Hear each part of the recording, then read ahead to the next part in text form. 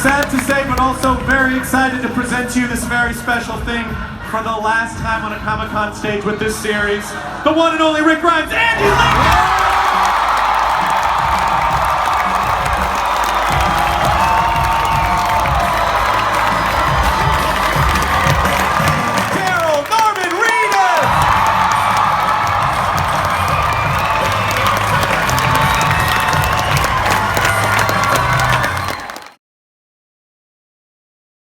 And Frank sidled over to me very quietly and just said, he said, I think we might have something here. And that was the first moment I thought, okay, we might be onto something, you know, and they're not going to fire me.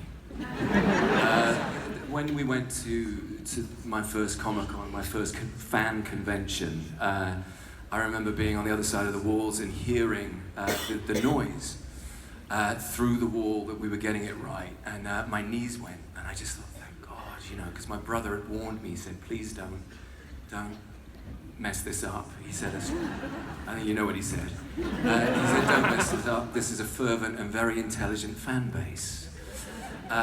So that was one of the biggest thrills, and I think I love everybody here, and that's the bit that sort of hurts the most. But also is the reaction with you guys. This interaction is one of the most unique and special things. This is not my natural habitat. I like pretending to be Rick Grimes rather than this guy.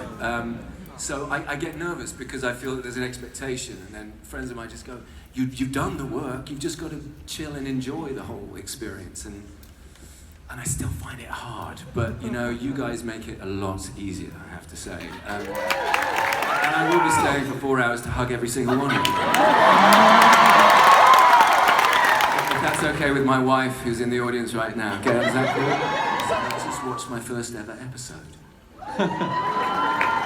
I mean, people generally know that, right? You guys know, like, you never watched. I don't watch the show. I'm kind of allergic to my face.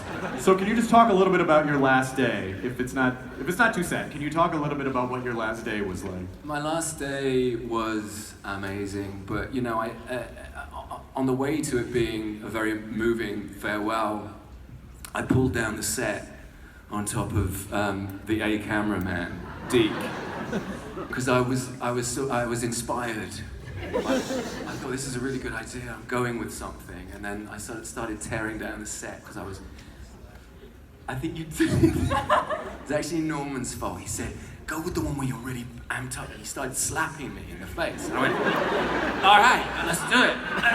And then I started tearing down the set, and the set fell down onto Deke and knocked him out. It wasn't Rick. It wasn't supposed to come down. You had a lot of. No, that's being kind. I shouldn't have ripped down the set. And Norman shouldn't have been slapping me. I think you deserved it. I think it was actually Norman's fault. And then we did the last scene in which I had to laugh and sort of chortle a bit, very uncharacteristic for my character. So what happened, I was doing one take and I felt my toe being tickled. And then my other toe started getting tickled. And it worked, it was terrific, I laughed. And it was this dude and this, who happened to be directing. It was the most unprofessional moment of the whole 9 years. I like to think of myself as a serious method actor, and I finished like a fool. You know, the introduction of Michonne onto the show is one of my favorite television moments of all time. The expectations were high, and you exceeded them. You are so wonderful as this character. And you come onto the show. What stood out to you when you first started working with Andy? Yeah, well, firstly, I was already a deep admirer. I'd already watched a lot of watched the first two seasons, and I was like wowed by. It was very clear that the spirit of the thing, you know, was anchored in him, and it was very palpable that he was committed and like 150,000% and giving his all in this really beautiful way. So I was already really a fan. So that already sets off the nerves. And then, you know, then this is already a juggernaut. So there are the nerves again. And then, you know, hearing stuff like, you know, what Mr. Kirkman just said, you know, you're bringing to life a character that, you know, he's carefully crafted. And so, you know, there's those nerves. And so it was a lot of nerves. But I only got to work with Mr. Lincoln in episode 7, end of episode 6, beginning of episode 7. And so it was kind of this like, okay, finally, I could get. Well, I was loving everybody, but it was kind of interesting. It's like, okay, I get to work with Andy now. And it was, what really struck me, I was like, oh, thank God, he's a maniac. Just like, as has been said, singing really badly with his earpods on, and like, running up and down, the push-ups, all of it. And I was like, I'm a maniac. So finally, I got to be my maniac. Like I got full permission to start doing my like slapping myself thing, and and like doing my little, they call it the Michonne war cry now. I don't know what it is. It's just a bellow I make to get out of my own way. But I was like, thank you, Andy. I sort of got out of my own way when I saw that number one on the call sheet was utterly insane.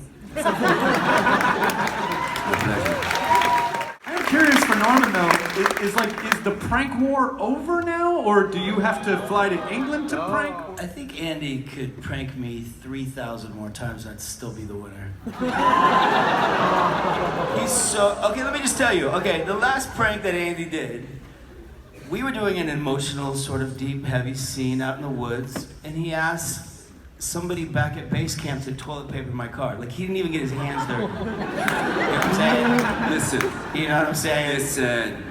We can go through the list of all the pranks. No, Skip. Why is that a loss? Why is that not a You don't even, smart you have to thing? do it yourself. Yes, you do. I was on set and you were doing smile crying. I was killing it. He invented a new emotional thing called smile crying. He went, did you see what I was doing there? And I said, what, you were crying? He went, no, I was smile crying. And I went, there's no such thing as smile crying. No. It was awesome. And So he deserved to have toilet papered car, his muscle car, his midlife crisis Waste muscle. That's true, actually. But he drives a Prius, so you know what I'm saying? And Carol's been amazing. Is there anyone, if you could bring back anyone from the original group, is there any character or anyone you bring them? Shane. You said you'd bring back Shane, but Shane said that Rick was not made for that world. Do you believe that if Shane were around now, that he would be like, okay, I guess you are made for this world after all? Probably not. No. No. What do you think, Andy? So. What? What was the question? Well, I just got asked the question, who would you like to come back as another character? And I said Shane, because I'd actually get to sleep with Nora. Melissa, can you talk a little bit about how Carol has evolved since that first season and what you're excited about with her?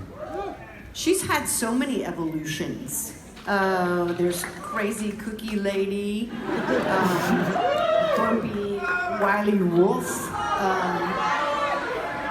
naive nosy neighbor Nancy. I've had a blast playing this character, and I'm just really proud that she's become such a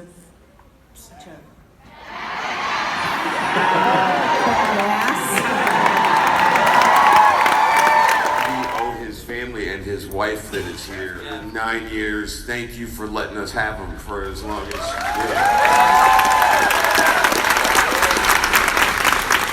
Oh, like the first day he was gone, like he used to come to my trailer and eat lunch every day.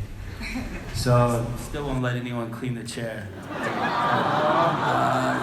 Disgusting. Can I just point out, there's a little kid down there. Could you stand up, please? Yeah. And he's dressed as Carl with angel wings, and it says, and look at what the sign says. What does it say? See you soon, Dad.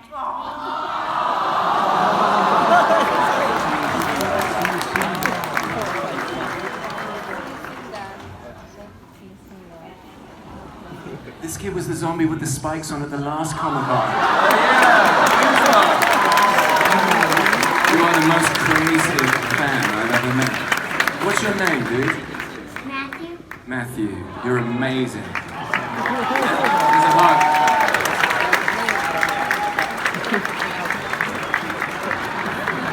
Last peachy.